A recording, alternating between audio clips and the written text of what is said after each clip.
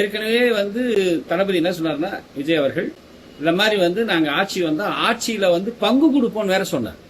இப்போ நீங்க என்ன கேட்டீங்க, ஆட்சியில் பங்கீடு 8 சீட்டு கொடுத்துட்டாங்க அவ்வளோ பேசிட்டு இருந்தீங்கல்ல.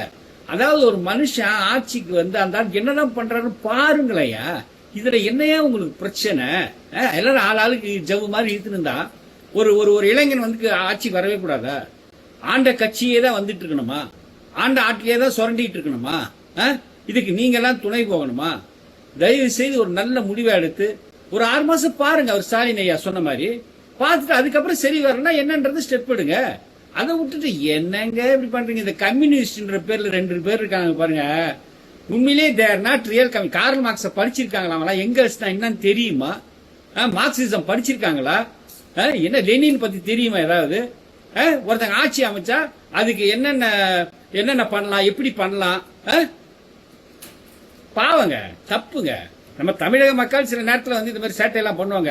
அதாவது கரெக்டா கொடுக்கறதே 118 120 சீட்டு கொடுத்திருந்தா இந்த பிரச்சனையே வந்திருக்காது. அதுல லைட்டா இப்படி அப்படி எப்படி ஓகே ரைட் சரி நடந்து முடிஞ்சிருச்சு.